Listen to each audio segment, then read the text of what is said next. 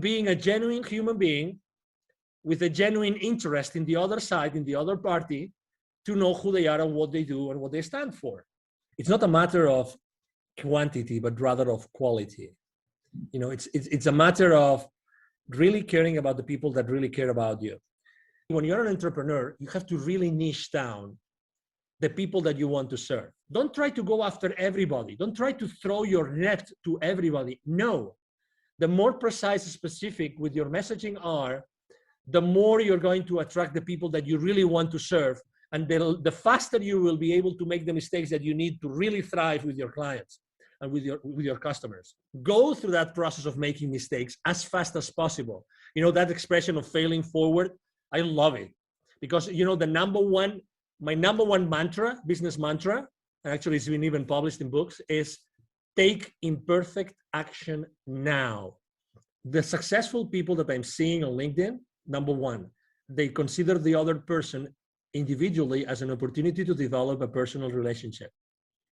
Number two, the LinkedIn profile is not a place where you actually publicize your professional career, but rather a landing page. Number three, I see people starting to understand how to capitalize on their previous experiences with the new experience, with the new venture, the new entrepreneurial journey that they started.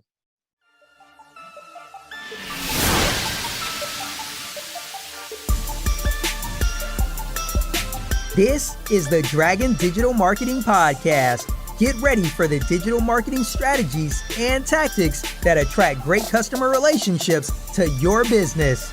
Here is your host, Monique Idimudia.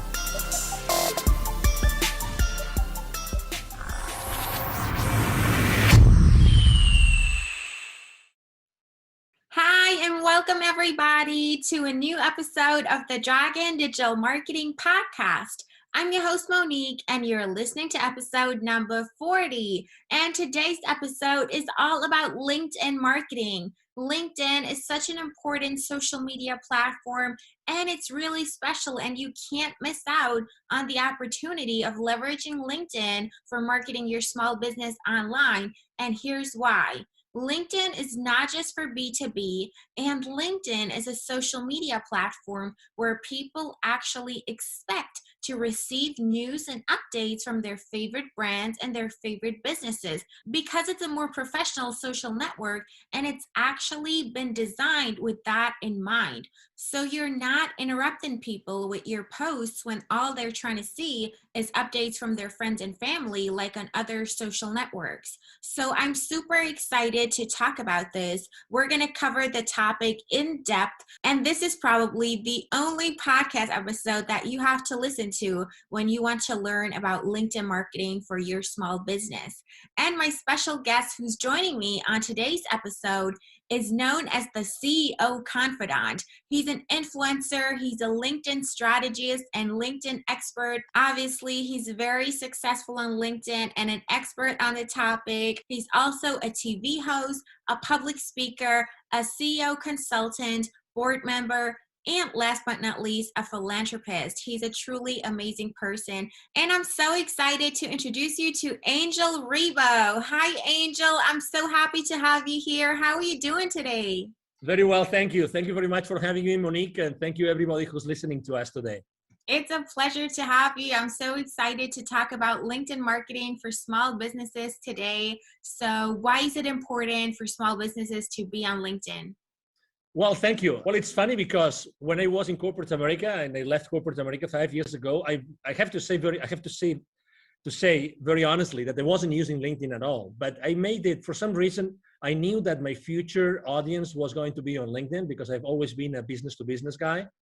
And so I started my, organization, my small company. And I said, I think that, LinkedIn is going to help me. So I started to basically look around and see what people were doing. And my main goal, my number one goal at that time was, okay, so I have had all those many connections internationally with so many people. And also I had already lived in Dallas for 5 years at that time. But I said to myself, let's increase my outreach. Let's have a lot of connection. Let's connect with everybody that has been connected throughout my life. So I started the journey. The first step was literally like going out there, seeing everybody that I already knew, for some reason, I started connecting with them. So that ended up only like having, because not everybody is on LinkedIn at the same time, but I went from a few hundreds to literally probably like 1,500, maybe 2,000 people. And that sounds a lot for people that are starting on LinkedIn, but I said, no. I really want to like start going to the next level. So what about the connections, which are my second level connections, which are connected to my connections? Let's just start. And that really started the journey. So I consistently started to go and, reach out to my second level connections. And obviously, as I was doing it so much and I was using so much time, I said, how can I automate that? Then I started a small like benchmark. I downloaded 3, 4, 5 different tools. I chose one of them and I started using that tool. I learned a lot. I made a lot of mistakes, and I did things that I didn't know that they were written on the terms and conditions of the, the contract with LinkedIn. I got restricted. And obviously I was extremely frustrated because, you don't know what you don't know, right? So you think that you're doing the right things and you're being cautious and everything, but it wasn't really that cautious, apparently. So, I made a lot of mistakes, but obviously those were lessons. And something that actually, one of the mistakes I made besides those, trying to make so many connections that got restricted was, how do I keep those relationships warm? Because a connection that means nothing unless you have a conversation with them. And not everybody's open to, have those conversations, not over. So I decided I'm a very unconventional guy. Let's put it this way. I don't like to do what everybody else is doing. So, I obviously, as anybody else also, after choosing a couple of tools to automate my work, what I did was, okay, so who really knows about marketing with LinkedIn? And I started to download some PDFs, some ebooks, some of, you opt into a particular offer and you get some basic information. I started trying things and I didn't like them. They didn't work for me. So I said, okay, so I'm going to be myself. I'm going to be Angel Rebo, the CEO of Confidant, talking to all these people, and I'm going to use unconventional messages. And I started, basically, I remember one batch of my emails or the connecting emails to my potential connections saying, what has been the most defining moment in your life, right? And I have to say that wasn't very successful, but that allowed me to see who was really open to have very in-depth conversations from a human perspective. Because we tend to think that as LinkedIn is a professional network, everything has to be professional.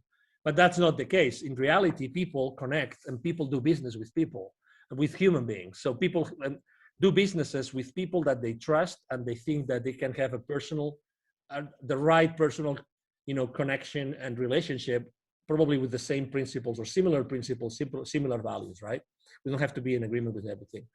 So, but it was interesting because a lot of people asked directly, this was the most defining moment in my life. And that means that a lot of people became suddenly vulnerable with me. So I learned one lesson, which is maybe if I am vulnerable, they will be vulnerable as well. So then I started becoming really more raw. And something that people don't actually think about is when we start a conversation over email, it doesn't have even to be LinkedIn. People think that they have to immediately start throwing all your value to them. Like, let's say you and I were both podcasters and we want to have a lot of nice, very successful people, and we start reaching out to them. Hey, I have a podcast and, I'm only starting, but, or maybe I already have like 10,000 people following the podcast and I have 20,000 downloads or maybe only 500 downloads. It doesn't matter. In reality, nobody cares about what you are, or who you are or what you do. In reality, people care about what you can do for them. So that's very important. So, I started the conversation with them at that point as if I was in a face-to-face networking event. So let's say you and I meet for the first time. You're in St. Petersburg, Florida, a wonderful place. And there's a boat trade show in St. Petersburg, which actually it happens a few times a year. And I go there and we meet in a parallel networking event to the show. The first thing we're going to say is probably, hi, Monique, because you will have a badge, right? Hi, Monique, how are you?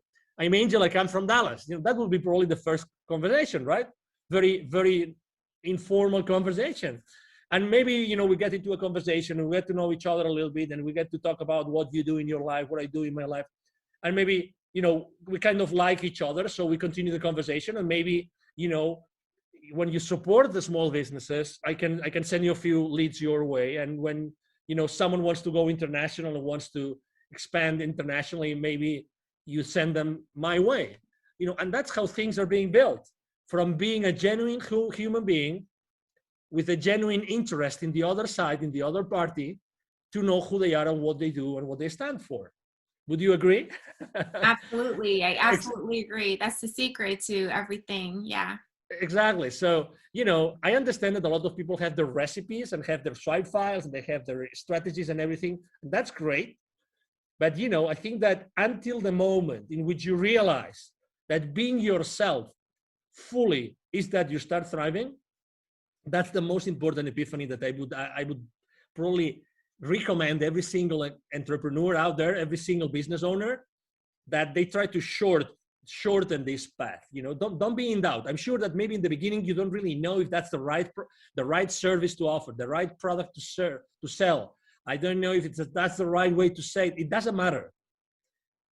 There is an exact correlation between the amount of energy that you're going to put on everything that you do and your results. And it doesn't have to be necessarily like politically correct or marketingly correct or salesy correct. Really, it's more important that you are yourself, genuinely yourself, and then everything will happen. Honestly, everything will happen. It's all about energy. I have a friend. He's very good. He's one of the few people I know that really understand sales. His name is Jim Padilla, Padilla, and he always talks about this, about being you, genuinely you, when you are, positioning yourself, your products and your services to anybody else. That's honestly 90% of your success in your entrepreneurial journey, Monique. Absolutely. It's all about authenticity and putting yourself out there, being a genuine human being. And that's how you get connections in real life as well as online. LinkedIn should just be an extension of, the real physical world that we're in, and now we're taking it online, but the same principles apply. If you walk up to a person and you're immediately pitching to them, or even worse, it's an automated outreach message, you can tell at the first sight that it's not real, it's not authentic, it's been generated by a bot, and that just doesn't make you look sympathetic, and people will not want to connect with you and engage in any further conversation with you if you haven't made an effort to learn more about them and build rapport and so on and so forth. So you've touched on a lot of things. You got burned with. Sorry about that, Monique. No, that's a valuable experience to share because it taught you to be authentic and to reach out to people manually, right? And you started with your first degree connections, and then you went to the second degree connections and so on, and just expanded your network and actually reached out to those people. The connection itself doesn't give you anything, but you have to start a conversation, and that's how you do it. That's the strategy. That's the plan of action that you have to map out to be successful on LinkedIn. So absolutely. Would you say that LinkedIn is only for B2B, or can people who are in B2C also leverage LinkedIn for their digital marketing? Oh, definitely. And I'm probably a good example because, for instance, of my 20, right now I have around 27,000 connections. I have a high level of engagement. I typically have an engagement between 6 and 10%, 9 something percent on my posts, which is pretty high. And I have thousands of views of all my posts. And I would say that, one of the lessons I've learned is that you have to not only be genuine on that connection, on that relationship, but also that when you continue that conversation, that you have to be, it's not a matter of quantity, but rather of quality. It's a matter of really caring about the people that really care about you. Obviously, we all would like to, right now or tomorrow morning, we get up, we go to LinkedIn, and our last post has 20,000 views, 3,000 comments, and 5,000 reactions. But this is related to the game of influence. I'm going to repeat this, the game of influence. I think that not many people are able to master the game of influence. And there's some theory and there's some practice there. Okay, so I would like to to actually tell you that if you really want to excel on LinkedIn and other places, right now we're talking about on LinkedIn, I think that it's important that you learn how the game of influence really works. And obviously, the media knows this very well, and entertainment knows this very well. But let me tell you, as an entrepreneur, that you're listening to this, to Monique's podcast today. In order to start playing the game of influence, I would like to actually even recommend you an author, because she's written a lot about influence, and she's great about it. The number one rule, and the first rule, not the number one, but the first rule when you want to start playing and gaining more influence for yourself, for your content, for your brand, for your company, is that in order to gain influence, you have to give influence as a first step. You have to give influence. Don't ever consider yourself that you are small. It doesn't matter how many connections you have. It doesn't matter how many people actually engage with your posts. You have a connection. So you have an influence. So start giving influence to the people that have more influence than you, and go and interact with the people that have more influence than you. So that's two different things, right? But make sure that you do this. Look around who in your industry, who in your niche has more influence than you today, say on LinkedIn, right? And go there and try giving them more influence. So interact with them, because this is going to help them. And if they are professional enough in that, they will follow you back and they will start giving you influence back. I've done this literally hundreds of times already in these 5 years. And I can tell you, if you do that, you're going to gain more influence. And how does that relate to your question? Is it only business to business or business to consumer? I have 27,000 connections, 76, almost 70. Actually, now I think it's almost 78% are C-levels. Okay, so are people who have, positions high up in organizations, and most of them are on very large organizations. Okay, very large organizations.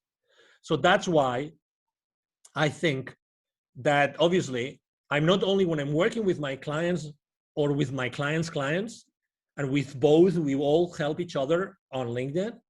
When I reach out to these people, I'm not only reaching out to their companies, but I'm also building those those one-to-one relationships with them as a human being. So to your question, absolutely. If you are offering, for instance, a product or a service who's only for a specific individual, because what you do is you have let's say a coaching practice. You want to coach someone, or you want to consult someone, you want to, for instance, help corporate executives to get out of the corporate world and set up successfully their venture, their company. Is LinkedIn the right place? Of course. But also, if you're offering, let's say you're offering luxury hotel stays in, I don't know, in Bahamas, for instance, or villas, is LinkedIn the right place to do it? Absolutely, as far as you are talking to the right people, the right audience. And when you develop this relationship that they trust you because they have exchanged a few mails, or you have given them some value that they wanted or they needed, then you can actually offer them other things. You can offer them other products. You know what I mean? So at the end of the day, it doesn't matter where you are. The fact of the matter is that as far as you develop those strong relationships, you will be able to offer them both services for their companies and services for them personally. Absolutely. That's the power of the principle of reciprocity. You give before you ask, and people will reciprocate really most of the time. And everybody's on LinkedIn, not just, entrepreneurs and people who own businesses. A lot of people who work in jobs are on LinkedIn well. So no matter whether you're in business to business or business to consumer, everybody works P2P, people to people. So you can find your audience on LinkedIn and leverage it as a tool. And it's a huge social media platform, and you definitely be missing out if you wouldn't leverage LinkedIn. Now, we focus time and resources, our people, our money in our digital marketing strategies. So how can we leverage that to actually see a positive return on investment and make it an investment and not an expense? We actually want to generate leads and sales from our activities on LinkedIn. So how do we go about that to make it worthwhile and to make it profitable and efficient to actually get leads and sales from LinkedIn? Obviously, great question. And that's the That's the $1 billion question, right? So after you have developed those relationships, then you have to start doing a triage that they call, right? The triage. So you have to start really knowing what every single company or every single person really wants. I'm going to see what I'm saying want, I'm not saying needs. I'm saying want. Because why? Because you, as the expert matter on something, okay, as the, you know about something, you know a lot about something that's the service that you're offering, you know exactly what these kind of people might need. But guess what? They don't really know what they need. What they really know is what they want. And that might sound a little bit subtle, but it's not subtle. It's the reality. Is that you have to know what they really want. So you have to create that space in which you consistently talk with them, generally speaking, like automatized or one-on-one, so that you eventually get them to tell you what they want, okay, what they want. And different people in the same company might want different things. The thing is, can your service or your product fulfill that thing that they want? Yes or no? You are the expert. So you're going to give them what they need, but they're going to buy from you what they want. Okay, so again, this is a subtle difference, but it's extremely important. I have a very common mistake we make when we go out there. And again, I receive literally 40 to 50 messages every single day on LinkedIn, every single day. I have around 20 to 30 requests for new connections coming to me every single day. So, and I have to tell you, less than 1% of the messages sent to me, I really am willing and open to have a conversation, because they just throw things at you, without really caring about me. You have to be, when you're an entrepreneur, you have to really niche down the people that you want to serve. When we are entrepreneurs and when we start our journey, we are extremely fearful about many different things, about money, about the future, about the uncertainty, you name it, about family, about mortgages, about our bills, you name it. I mean, you are an entrepreneur, Monique. I'm sure that you resonate with what I'm saying. But guess what? The more precise and specific that you are with your message, the more you are going to connect to your audience. And it doesn't matter how big your audience is. It doesn't matter how, in theory, your audience, how big in theory is that going to be. In reality, you only probably need what? 2, 3, 4, 5 clients to start having your business, ramp up. So, and when you start doing that, guess what? You start making mistakes. Oh no, Angel, no. I don't want to make mistakes with my first customers. Well, guess what? You are going to make mistakes with your first customers, because that's it has to be like this.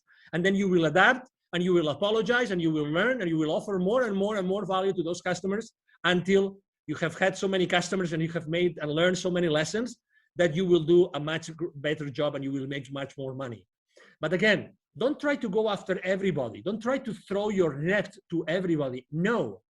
The more precise and specific with your messaging are, the more you're going to attract the people that you really want to serve. And the faster you will be able to make the mistakes that you need to really thrive with your clients and with your customers.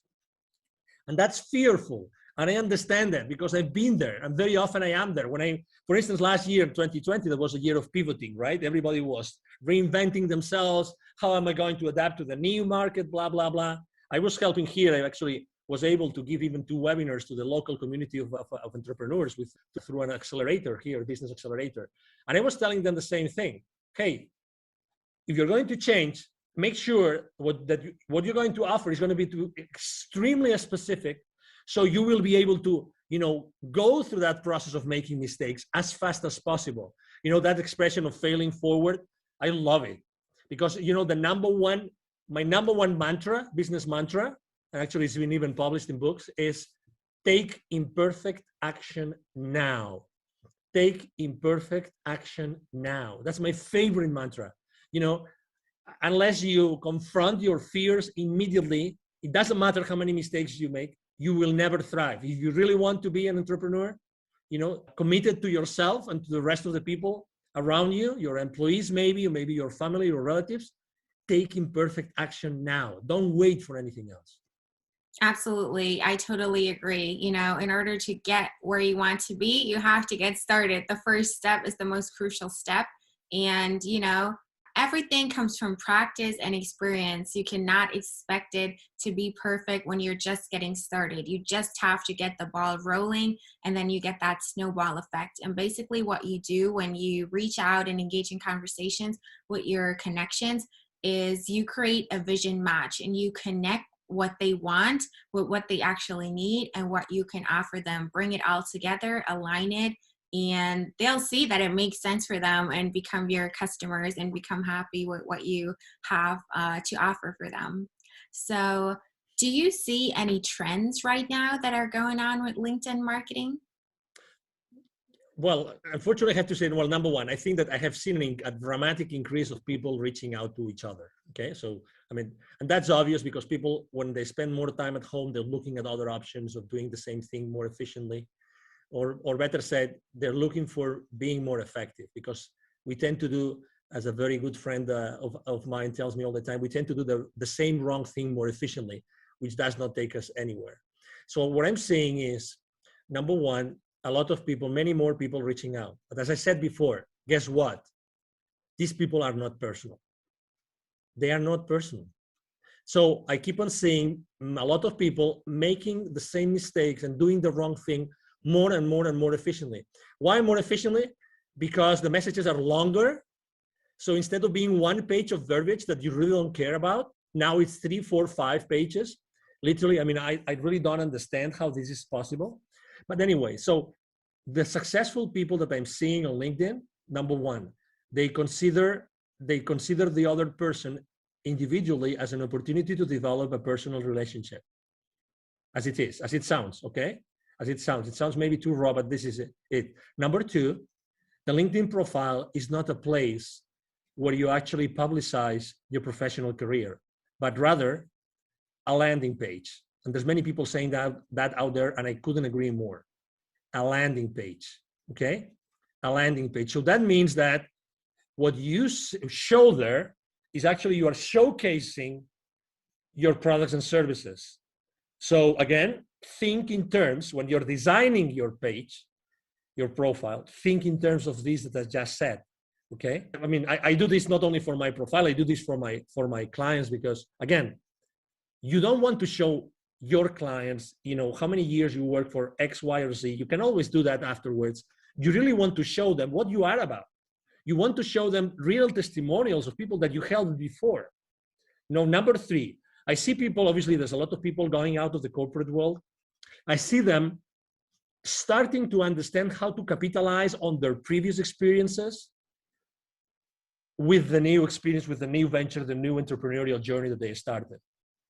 And I would like to tell the already existing entrepreneurs who are already on LinkedIn, even if they're already active, to go back and rethink this, okay? So you still have an opportunity to go, because you obviously started somewhere, right? You for sure have an experience of some sort on some company, medium size, small size, large size, it doesn't matter. Go back to that experience and think about how can you change your presence on your profile so that becomes a beacon, so that everybody sees this amazing testimonial, this amazing experience that talks to the audience that you want to serve. And that's another thing that I see very, very, very clearly. So the people are starting to understand that the profile is much more. And probably the last trend that I would say that I'm seeing more and more often is that people are obviously reaching out to experts on the matter. Let's say they're not taking risks. So they want to go to someone that has already been successful with LinkedIn, that has already been able to make the mistakes so that they avoid making the mistakes. If someone gets restricted on their profile right now, very honestly, and there's thousands of them every single day, is because you want. Because I already warned you. I made the mistake. So why would you make the mistakes if I'm telling you what mistakes not to make? You know what I'm trying to say? One of the main mistakes I made, I don't know about you, Monique, when I started my journey, I didn't ask for help. And that was a big mistake, because the most precious resource that we have in our lives is exactly that, time. It's time. I wish I had invested more in other people helping me when I started my journey, because they would position my business into a place in which I would probably have saved 6 months, 12 months of time. And time is the most scarce resource. The only scarce resource actually we have is time. And I would encourage everybody of you listening to us today to please consider investing in people that have already been there, that have already taken that journey, so you are able to learn all those lessons and really don't waste so many months or even years in your life trying to do the same wrong thing more efficiently, but rather being more effective. We need to be more effective, Monique. Yes, I absolutely agree. All of those people who are reaching out with those annoying, unpersonalized, automated messages, they're not really your competition. Everybody ignores them. Everybody's just annoyed by it. They're not taken seriously. And, nobody is willing to give them a chance and do business with them because they've messed up the first impression. That's number one. Then I love your analogy to your profile not being, a CV, but it's your landing page. So you can really showcase yourself there and use that as a tool. And what do you think about creating content as well, posting on LinkedIn and really leveraging all of the features that the platform has to offer? Exactly. Well, obviously you're preaching to the choir here, and you know that, as I said before, I post every single day. About content creation, obviously I'm a big believer, and I think that, I learned many lessons in there, and I would love to share them with your audience, obviously. Number one, you have to be persistent, okay? So I have to say that I wasn't persistent before, and I wasn't creating before I wasn't persistent, and I was just sharing someone else's content. You can do that, and it's not bad, and you are helping someone else. And it's okay, but it was until I started, and I have been right now probably posting every single day for the last literally 10 months, probably right now, every single day. And I'm posting, I would say, three types of, or two types of content, just to simplify, to make things easy for people. Number one, I post about my business and about my clients' businesses. Okay, actually, I myself, I use my profile, I use my influence, so I actually help my clients with my exposure. So I expose their content, their videos, their interviews with my audience. I mean, that's what influencers do, right? We use our influence to favor the business of someone else, and that's something I do. So then I have a first type of content, which is my own content and my clients' content, and that is typically 3 times a week, 3 days a week. Okay, and then. So I post typically once a day. And then the rest of the days, it's really related to something personal that happened to me, or something personal that I see happening to others very much, and I think that interests them, or something which is related to a specific date. So it's Nelson Mandela Day, or it's St. Valentine's Day, and then I post something about it. And I have to say, I mean, I love writing copy, and I have actually a great copywriter in my team, and we really, I mean, we really love to do it. We really love to do that. And if I had to give you a reason why I post so many days personal stuff, it's because people like to know really who you are. People like to know what you think. And I'm not very controversial, because on my posts, not because I don't want to be controversial, it's because who I am. I'm not controversial. I mean, I've always been that guy. I come from a Catholic family in Spain, and Spain is a very Catholic country, and I always was trying to be in the middle and try to be the moderator in fights, this kind of thing. That's who I am, right? So last year, for instance, I can tell you that I posted a lot about building bridges. Everybody was burning bridges. Everybody was here or there, and you are in Florida. So, I mean, I think, as you know, Florida is also a very polarized state, right? And Texas was also very polarized last year before the election here in the US. You know what I'm talking about. So I did not post about politics, not one time, actually not one time in my life, just because I think that we human beings, we need to discuss other stuff. I'm not here to discuss about politics, but I know that people were feeling that they were losing some friends to discussions, to fights, to arguments. People were feeling they were losing some. I mean, who hasn't unfortunately lost some friends or even some relatives to some insane arguments that inside of you that weren't the right thing to do, but it's done. And I can cope with this kind of arguments, blah, blah, blah, whatever that is. That's why I posted so often about building bridges. And the other thing I actually posted a lot last year, just as an anecdote, was give me a break. I really posted many times about, those days that you woke up and maybe you listened to the news, you made the mistake of listening to the news, and then the news, guess what? Boom! It was like a download of, oh no, I'm depressed for the rest of the day. So I know that people needed a break, and people needed to actually listen, that someone was listening to them, that really we all need a break. Maybe we cannot go anywhere now because there's restrictions traveling or whatever. Maybe we can just go to the neighborhood. We could just go to the county next to us and do something different for a day. We can just stay at that other hotel. You live in St. Petersburg, maybe you don't need to go to the beach, but you like to go to the other side of the peninsula, and it is what it is, just for a change, just to change your mind and put yourself in a different mood, in a different emotion. So I think that it's very important for your audience to know who you are as a person, and also obviously to post about your business, because you want to do business at the end of the day. Yes, it has to be well balanced, that's for sure.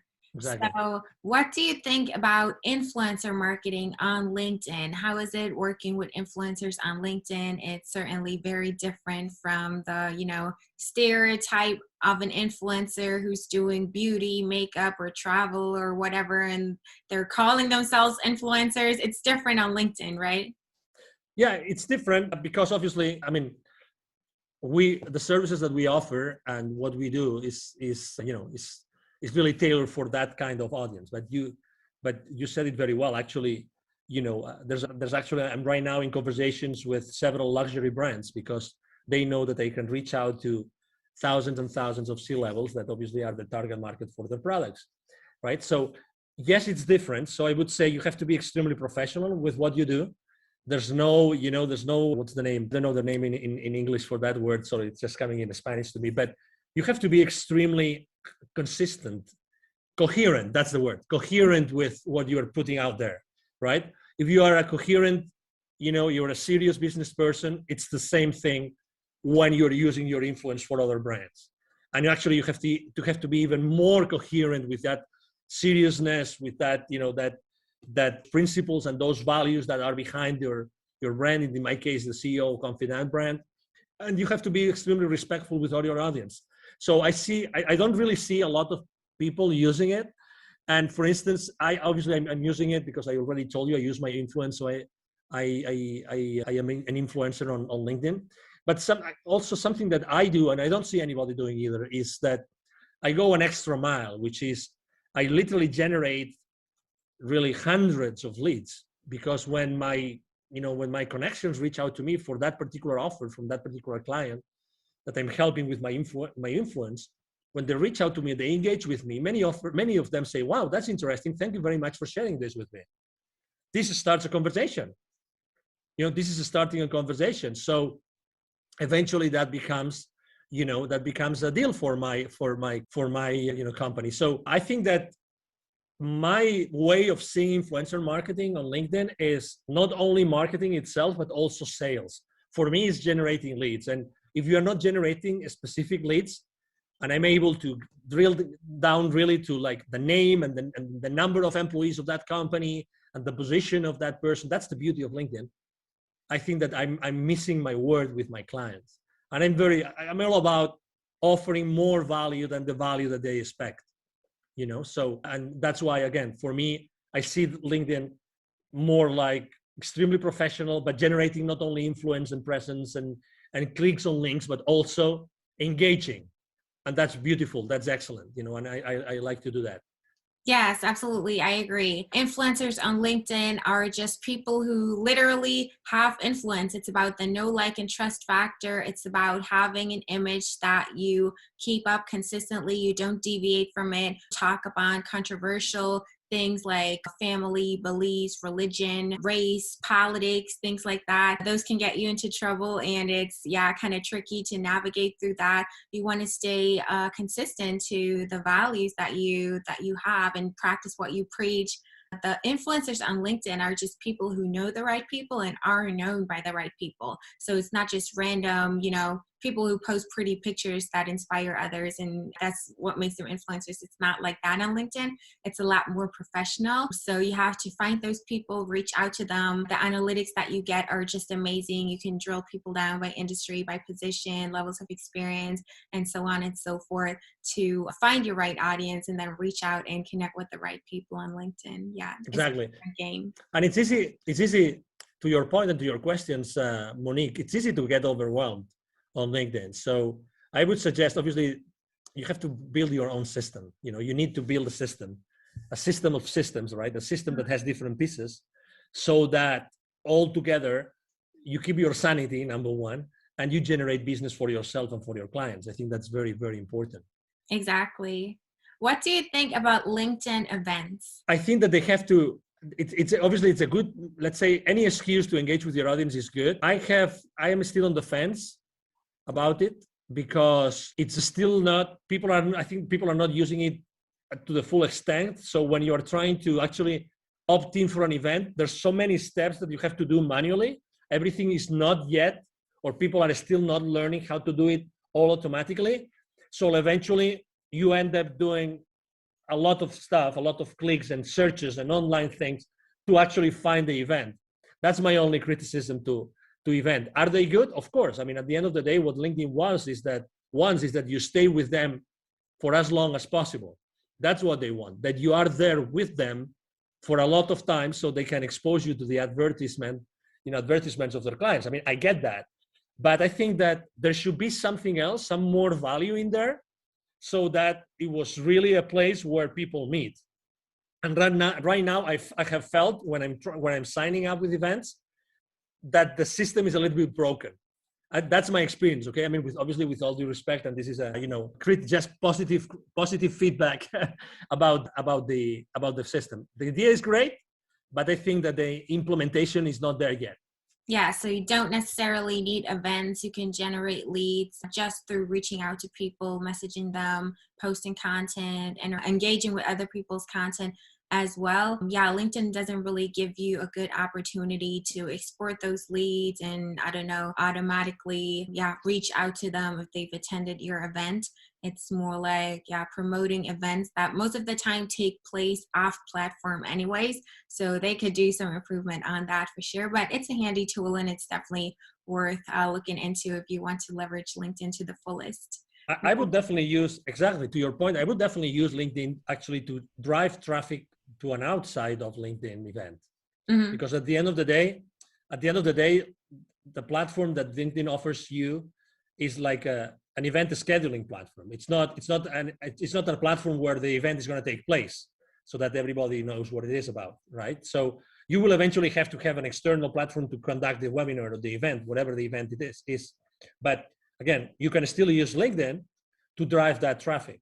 And obviously, in order to measure your traffic on your profile, it's very easy. You see how many people have actually viewed your profile, and you see this when you go to your main page of your profile, you see that traffic. So as you know, unless you measure something, you don't know if you're really managing it. So I would ask you to track that down continuously, like on a weekly basis. So LinkedIn tells you for the last 90 days, how many people has viewed your profiles. So that's one thing that you should keep into account. Another one is for the posts, how many people actually views your posts. And the third one is how many times you have been on a search. And that means the job search tool inside LinkedIn. But again, it's another way in which you see if the keywords that you're using on your profile are the right ones or not. So as far as again, it's all about, because we're talking about how to drive traffic to your events, right? So keep an eye on all those statistics. And if you keep an eye on those stats and you keep on increasing them all the time, and you know how to increase them, then you will then increasingly attract people to your webinars outside of LinkedIn. Right. So you've touched upon, or you've talked about building that system of systems. How do you go about building a system and really incorporating LinkedIn in your digital marketing strategy and create an actionable plan that you can execute step by step to make it work for you? Great question. Obviously, I mean, I built my system after lots of tries and errors, lots of mistakes. I would say even great. I signed up for systems or subsystems that look great on paper, but then, for instance, the customer support was very bad. And I have to say, for me, customer support of any system or subsystem I use is paramount, is the most important thing, because when you most need it, you want the support. You need the support to support your business or to support the business of your businesses, right? So I ended up doing a mixture. So there's several subsystems that I use to track the messages on LinkedIn, to track the connections, and to throw campaigns, to launch campaigns to different audiences, because I want to really send the right message to the right person. Then I also use Sales Navigator, because it's part of Sales Navigator is really the high quality search tool. If you do a search on normal LinkedIn, even if you have Prime or Premium, excuse me, I'm talking about Premium. I would encourage you to use, if you can afford it, to use Sales Navigator, because the power of the search tool of Sales Navigator is going to help you a lot to then specifically customize the entire marketing strategy to the people that you want to launch it to. Okay, so we already talked about the several tools, including Sales Navigator. Then I also use a tool that allows me to track literally all those numbers that I told you, every single number of every single post, because as you can imagine, I post every single day. A few times from time to time, I post twice a day. So this is a lot of data. I have a system that helps me track all that data live, like online, like on real time. And that's very important for me, because I can make decisions. I realize even what emojis work better. All these kind of things, how easy it is to read my copy today compared to how easy it was 2 days ago, 3 days ago, 4 days ago, or 4 weeks ago. So I track all these things, and I have a system that tracks it down. And then to put it all together, actually, there's something called, you probably have heard of this. There's a tool called Zapier. What Zapier does is, let's say it's a tool that allows you to actually integrate the rest of the tools. So I would say, if I can use, and with all the respect to all the people that believe in God, including me, right? Zapier is the God of technologies, okay? Zapier is like the octopus. If you've seen that precious movie, My Octopus Teacher, which I recommend to everybody, by the way. So it's like the God, which is in the middle, that helps you integrate the rest of the tools. So I put Zapier in the middle, which is really easy to use. And it helps you manage different triggers of different events happening in different places. You can actually integrate email into that. And I have actually also, and that's the last part of my system, I have built actually spreadsheets on Google Sheets, fully integrated with the rest of the system, so that I have a dashboard. Okay, so here you are. I have a dashboard that has all my leads, all the leads generated on LinkedIn, all the leads, all the emails that I'm sending through my email system. And all those systems are integrated onto a dashboard that I have had designed on a spreadsheet. So this is my entire system, right? It sounds complicated, because I have tried to explain it to you the way that I was little by little integrating the different subsystems, but right now, works flawlessly. And what I'm doing I have someone in my team that has helped me build the systems for me and for my clients. So right now it's like duplicating the same system, so it works for other people. That's the beauty of it. Again, it was what I was saying before. I mean, it would take for you many months just to do a benchmark of the different technologies and subsystems. When you have a system that already works, how much is it? How much is for you? How much is 3 months of your life worth for you? How much of not having to pay more bills? Add up the bills that you have to pay. Add up your cars, your mortgages, the utilities, the clubs, add all those up, multiply it 3 times, or maybe 6 times.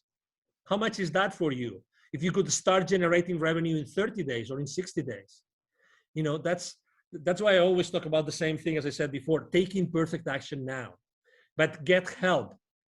Be the solution. Don't be the problem. Don't keep on working on the problem. Work on the solution today. Yes, I think that leveraging marketing automation and taking advantage of all of those tools to facilitate the processes for you is a smart thing to do.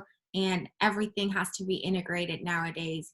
you can't, invest your time in doing repetitive things manually over and over again to create the spreadsheets and everything yourself. And you want to leverage tools for that. And Zapier is a great tool. I use it myself. I can definitely recommend it. Sales Navigator, I'll link the tool recommendations that you gave us in the description as well. What tool do you use to track your activity live, and what helps you figure out which emojis work best for your social media management? Yes, there's a tool called Shield App. Again, I'm doing some, I'm doing some referral marketing, affiliate marketing today, but it's okay. I mean, I'm not making money with any of those, by the way, so that you know. But if you would like me to share the links to those technologies, I can do that, Monique. If you want me to do it, I will be more than happy to do it. But I use, actually, it's developed by some European high-tech team. Great support, great technology. It gives you great information. It's called Shield, like windshield, but Shield only app. Again, great technology. When I saw it, I said, "Oh my God!" I used to use a spreadsheet, and I'm kind of I used to be a control freak, but now I am micromanagement with myself freak, because I really want to know how to improve things. I want to make small improvements little by little, but I need data. So I was collecting manually every single thing. So I had a spreadsheet, post, date, blah, blah, blah, hour of the day I had posted, blah, blah, blah, all of those things in the spreadsheet. When I saw that system, I said, "Oh my God, you have heard my prayers. Thank you very much for exposing me." And I have to tell you, I'm all the time looking for new technologies, all the time, Monique, all the time. Even if I'm super happy about Shield App and Zapier and all those technologies I'm using, I have to tell you, I'm always looking out there, because right now there's so many disruptive technologies. There are so many, Monique, that, I mean, there can be right now out there some technology that probably can do something for you that you don't know, you can't even imagine, using machine learning, using artificial intelligence. Oh my God, that could probably save you 2 months of marketing, 3 months of marketing, or 6 months of prospecting, of cold prospecting. Oh my God, what does that mean to your business? Again, we entrepreneurs, I think that we're very conscious about all the bills we pay every month, right? So every month we pay those bills, and those are so much, and how much money I have to generate every month to break even, or obviously to make money so I can save up for a new car, for a new vacation, for a new experience, or for having this wonderful present I want to give our parents, right? I mean, who doesn't want to give a better life to their parents, Monique? Absolutely. Yeah. That's why I love asking about tools. I'm all about, leveraging technology to make things easier and faster and automated for us, so we can spend our time doing the things that are more important for us, and we're not wasting time. We have to be the most efficient nowadays. Absolutely. Thank you. Thank you very much. I have to say that I really love it when the rubber hits the road, because it's really there. I mean, right now, everybody listening to us, they can go out there, look for it, buy it, try it, test it, and see, oh my God, yes. Yes. And that's what we want. I mean, we really want, you are a public figure, I'm a public figure. We are here to really help people. We really want to make these shows, these conversations useful for people. We really want to do it. Yes. That's why we do it. I mean, we're using our time. It's, we're recording this on a Friday. I'm sure that you have many better things to do today. You could be, you know what I mean? I mean, we have choices in our lives, but we still choose to be here because we want to really share our experience. If our experience can help someone, if today there's only one person, even if there's only one person that resonates with my message today, oh my God, this conversation with you, Monique, has been enough, because we've changed someone's life forever. And that's the beauty of having these conversations publicly. Yes. So what benefits of LinkedIn marketing do you see that no other platform offers? Segmentation, I think it's very important. You own the data. You don't have to trust that someone is going to categorize the data for you as other platforms. In this case, you know exactly who you're talking to. And you have contact information, direct contact information with the people that connect with you. Okay? Obviously, in the bad hands, that is going to lead you to a restriction. But the good thing is that you really can touch upon the data of the people that trust you and you trust them. And that's extremely important. Okay, as I said before, and you asked me, is it only B2B or maybe it can be also B2C?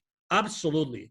If you do it right, Again, if you do it right, it can be B2B or B2C. For instance, I had a client that he was developing a personal app, right? A personal app. And that app, he was only thinking of, no. In order to sell that app, it's for private people. It's for, it's for the mom and pop, and maybe not young people, probably mom and pop, or, middle age, blah, blah, blah. I should use probably like, it's probably going to be Instagram. And I said, well, and do you think that maybe there are a lot of mom and pops that work in large corporations? And do you think that maybe that could interest a corporation? So again, it's the flexibility, it's the granularity, that's the word. Granularity of information that LinkedIn offers to you that you can actually then use to, drill down to who you really are interested in talking. And that's beautiful. Again, read the terms and conditions, because you don't want to be restricted. But this wealth of information, again, to be honest, I consider LinkedIn to be a search tool. It's nothing but a search tool, to be honest. It's a search tool, but a very powerful search tool that allows you to do a lot of things. But it's a search tool. Yeah, that's right. It's a very powerful search tool. Actually, if you go now to Google or to any search tool and online and you put my name, I bet you that probably the first line of Angel Rebo, R-I-B as in boy, O, is going to be my LinkedIn profile, for sure. Obviously, because I have thousands and thousands of people watching my profile, every single day, but also because they want to be a search engine. They want to be so that whoever is looking for someone, the traffic is now driven back to LinkedIn. That's what they want. LinkedIn wants you to be spending a lot of time on LinkedIn. That's what they want. Yeah, so it's self-reinforcing, and your goals and the goals of the platform are aligned, and they keep pushing you more and more because you do what the algorithm wants to see. You don't, try to drive people away from LinkedIn and, always link to other websites and try to get them to leave LinkedIn or whatever. No, you're using the features that LinkedIn offers you to engage with people and pursue your marketing goals, and you're doing it all on the platform. You're using their events feature, their messaging feature, you're sharing content directly on there, you're endorsing people, receiving recommendations, giving recommendations, and collect everything on LinkedIn and use that as your marketing tool, use your profile as your landing page, and that helps LinkedIn out. And if you help them out, they want to help you out too, so they're not going to punish you, they're going to give you an amazing organic reach and all of that, and it's just a win-win. That's right. So LinkedIn also has this feature where you can publish articles. So you can also use it as an extension of your blog and publish stuff there on LinkedIn. Do you recommend doing that as well? That's a great question. So I have used it for my clients. I have used it for my own only one time. And the reason why I have done it so little for me and also so little for my clients is because I think that written content, even if it has pictures and it has, photos and it has charts and it has bullet points, how many people do they really have the time to read the entire article? That's number one. Number two, how many times, if you reduce the size of the device screen, right? You might have the time, you have a great screen, you might have the time that you might like even to read it because it's fancy. But if you're on your cell phone and we know that consumption from mobile devices is going up, how many are they going really to see that article, to read that article? You know what I mean? So it's all about traffic. So as much as I could be, I have a group of content, developers, creators. So I could have articles every week, and I'm not doing it because of that, because I'm not sure that I'm going to be adding the value that my clients are going to have the time to read. That's why. So you want to repurpose that content and you have a way to drive a lot of traffic to that article from outside LinkedIn. Maybe that would make sense because, again, LinkedIn is their place for corporate and professionals and B2B and B2C, blah. That I understand, but to be honest, internally, not sure. Yeah, so it's better to post directly in the feed, post images and text there. You can post PDFs. It makes your content more easily consumable at a glance while people are scrolling through their feed, and they don't have to take the time even to actually read an article. That would actually be the smarter thing to do that you also recommend. That's good to know. Absolutely. I mean, people may have different opinions, but I'd rather probably write an article at, I don't know, at Thrive Global, Ariana Huffington's online publication than doing it on LinkedIn.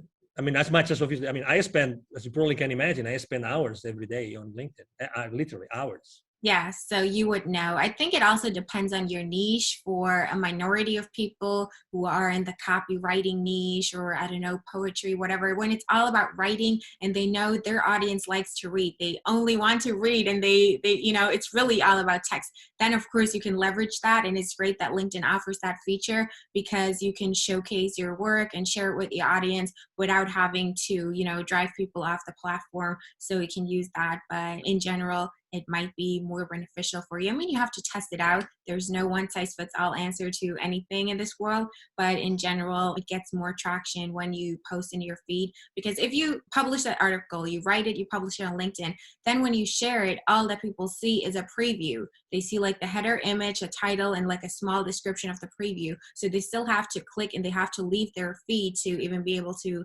read that article. So it might be, easier to get the message across right there in the feed when they can see it right then and there. Yeah, exactly. And you cannot manage what you don't measure. So look at the numbers. I mean, you have your own audience. Look at the numbers. Look if you're grabbing the attention of the LinkedIn editors. That's another option. Obviously, see how much attraction you get with your articles. Yeah. I as I said before, I'm not a very conventional guy. So I like to try everything that I'm being told. You cannot do that. Okay, let's try what happens. Again, within a framework of, principles and consistency with my brand and everything. Yes, that's important though. Test. Oh, totally. Yeah, really. Don't be afraid. Again, at the end of the day, if you are, I always tell the same story. If you're afraid of trying something on LinkedIn or any other social media platform, if you're afraid, ask yourself the following question. Are the potential viewers of that post that might not like it, are they going to pay for your bills this month? Are they going to pay for your bills this month? You tell me. So why do you care about people that don't like what you're writing?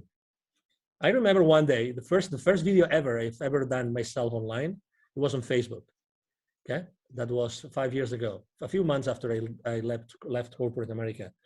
And I was in panic. I mean, I right now I can do any interview, but I was in panic. I was so in panic that actually, as soon as I clicked like stop broadcasting live on Facebook, I started crying because the pressure, when the pressure is so high that the only thing you can do is like get all this pressure, the stress, anxiety away. I started crying. I don't mind saying it. And then I actually did something even worse, which is I sent to all my email list a link to the video. Guess what? There was a guy that responded to me. I have this email somewhere. I should frame this email. This is the most stupid video I've ever seen. Can you imagine? Like in that video, I was basically like getting naked, not physically, but this is why I decided to start my own company, and this is why I decided to start my nonprofit. So when you're explaining the reasons, and there's no reason why, you just want to like make peace with yourself, so everybody knows what you're doing. This kind of video, and this person told me in writing, this is the most stupid video I've ever seen. Don't send me any other email again. Obviously, I said, wow. But I mean, probably some people would have said, I didn't respond to the email, but some people would have said, oh my God, it was probably pathetic. I was pathetic, and oh my God, maybe I shouldn't do this anymore. Or the other way around. I mean, I realized that video was my thing. And honestly, I mean, right now video, I love video and I use video as much as I can because it's much more direct, and people prefer to spend 2-minute video, and if it has subtitles, even better than doing many, many other things as far as, content consumption is. Yes, so, don't listen to the haters. They're just jealous. They're, trapped in the rat race themselves and unhappy with their life and their corporate job. and they just can't be happy for you that you got out and started your thing, and you have the courage to make a video and share your emotional experience and Exactly. your reasons there, and just want to hate a troll. Yeah, always keep that in mind. Don't let it paralyze you or make you doubt yourself. Just ignore it. It's the best thing you can do. Yeah, exactly. And when someone said, I don't remember which of these online very famous marketeers, I went to their conference, and they said, when you see the number of haters increasing, it means that you probably are doing something right. Exactly. You're doing something right. So people, and some people might actually don't like to see that you're doing things differently, and they might take it personal or judgmentally. So, but that's okay. It's okay. You don't have to please everybody. You're here to help the people that want to be helped, and not everybody wants to be helped, and that's okay. That's why I said, niche down, be consistent with the same message with the same people. Yeah. Are there any LinkedIn marketing tips or best practices that you haven't shared yet and you definitely still want to share in this episode? Well, make sure that you use a lot of your keywords. You use a lot of keywords in your positions, your experience positions, and your about section. To be honest, the about section is not as important as people think it is, because it's always hiding. So people don't even go there and click. It's easier for people to see your experience than to see your about section. So don't pay too much attention to that. What else? Tag people on your posts. I think that works. If some people do not like to be tagged, they will tell you. I get messages every week of people saying, thank you for tagging me, because I needed to listen to that message. I needed to read your post today. So, again, don't ever think that, don't prevent yourself from doing something because you think that you might upset someone. Never, ever make a decision thinking on these terms. Honestly, never. And so I do tag people. Another very easy tip I can tell you is that it's been shown that the perfect number of hashtags on your posts is 3. I would recommend you to actually choose the right tag hashtags for what you're doing. And I like to use hashtags that have huge outreach. I like to use 3 hashtags that have huge outreach, because very often I get this notification that, hey, your post got trending on innovation or on technology or on any other, or on startups or any other of the hashtags I use. And obviously, who doesn't like that? Who doesn't like to be found like your post is trending on that particular hashtag? That's very nice, right? It and everybody is, exactly. Don't be afraid of reaching another tip. Don't be afraid of reaching in theory, highly powerful people in corporate America, because they are as human beings as you are. And again, if they don't want to connect, they will not. So just have a genuine conversation from you, whoever you are. I'm XYZ, and I'm reaching out to you because of this, and that's it. Again, don't be afraid of making mistakes. There can be, I have really, really like very powerful people on my LinkedIn. I have multi-billion-dollar, CEOs, company CEOs on as my connections. And I treasure a lot those connections, and I don't bother them unless it's necessary, and obviously bother for me means sharing some value that I think that it might be useful for them after I have had a conversation, right? Absolutely. So exactly, spend a lot of time, see what other influencers do, see what, again, don't take anything for granted. Very often, people are offering me services on LinkedIn services, and I go to their profiles, and guess what? I look at their posts, I look at how many people engage with their posts, and guess what? Are they walking their talk? That's my question. It's like, that's my question. I remember when I was at some point in my life, I was literally teaching, dozens of salespeople. I was giving sales training. Today I do it, but more on a reduced size. At some point I had more than 150 people attending to my courses, and many of them were 40, 50 live. And I remember that I was always giving them a piece of advice which is related to religion. Okay, so this is the piece of advice. As you probably remember, one of the 12 apostles of Jesus Christ doubted that he resurrected. right? And that one, well, there were a few that doubted it, but there was one specific, which is the main goal of this, an anecdote I'm sharing with you. That was Saint Thomas. So for those of you that remember what the Bible says, or what the Gospels say about Saint Thomas, is that Saint Thomas didn't believe that that person was Jesus, resurrected Jesus, until he put his hand on the wound that he had under his chest. And I always use this anecdote with my salespeople, which is never believe anything that anybody tells you in any company until you see it with your eyes, until you put your hand in the wound, in the side of the body of Jesus. Don't believe it. Obviously with all due respect, okay? I'm using this anecdote with all due respect to everybody. But unless you double check and you triple check, don't take anything. Don't take the word of anything. I mean, don't even take my word today. Honestly, make your own decision and go and research and do your research and see what's the exposure of a specific person. I mean, if someone is recommending you to write good copywriting for LinkedIn, for instance, which is actually, that's another lesson for another day, Monique. We can talk about what is the copywriting the copy that sells on LinkedIn, right? So, and obviously we write every day, so we've kind of learned a few lessons. So if someone is offering you copywriting for LinkedIn, test them. Go to their post and see how many people actually views their posts. Honestly, and how much content do they have? How can they tell you that their content is good if they cannot tell you, they cannot show you that they have written, I don't know. Right now we probably have 200, 300 different posts of our own created, content. So don't take anything for granted, really.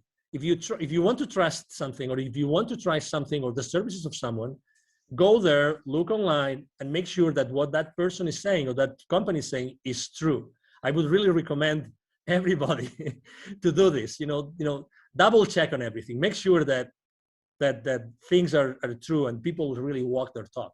Yes, verify their claims and look for some social proof before you just blindly trust anybody on the internet. That's right. Exactly. So, Angel, how can people reach out to you, find you, contact you if they want to learn more? Maybe they want to work with you. Absolutely. Thank you for the opportunity, obviously, again, Monique. So it's very easy to find me, obviously, on LinkedIn.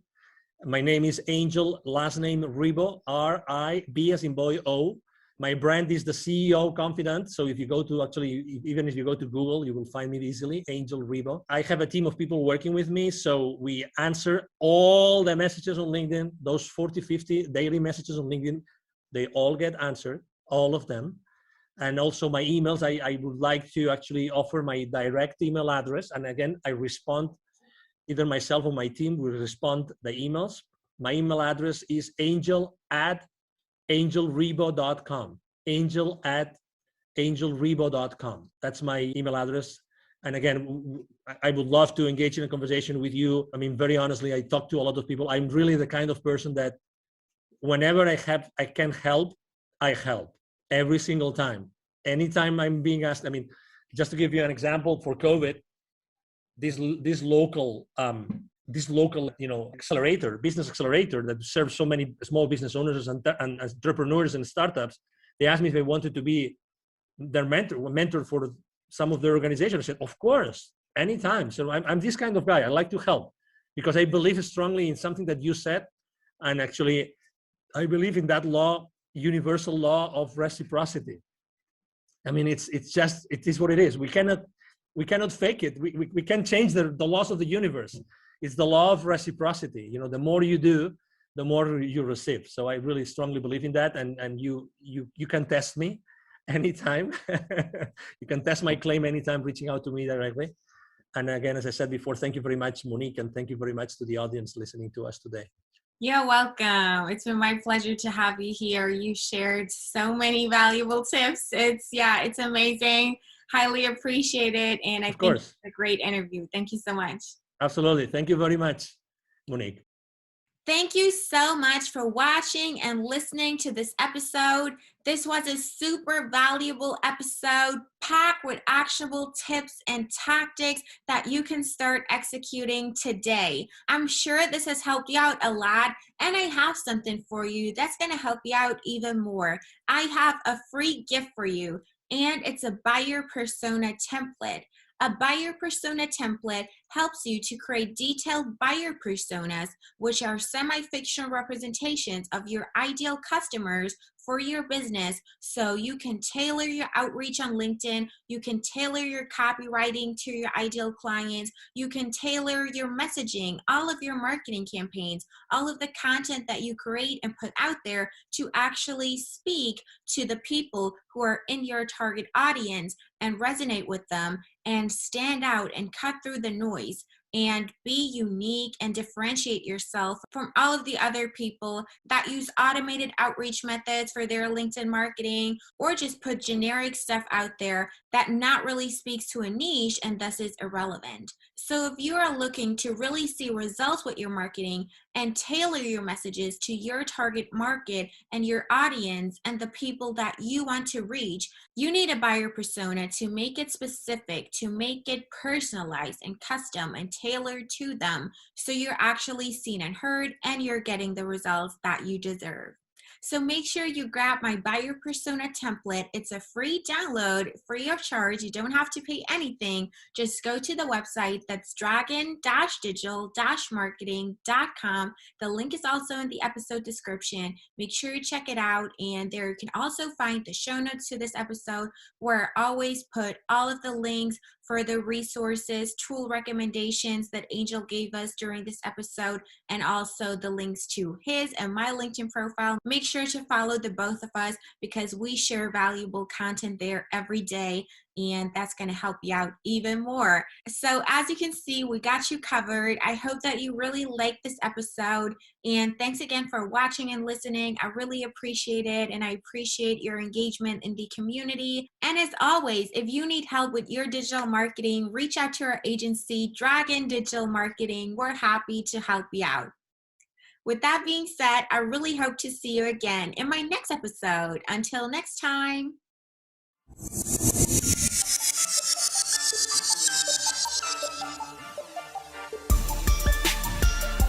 Thank you for joining us for this episode of the Dragon Digital Marketing Podcast.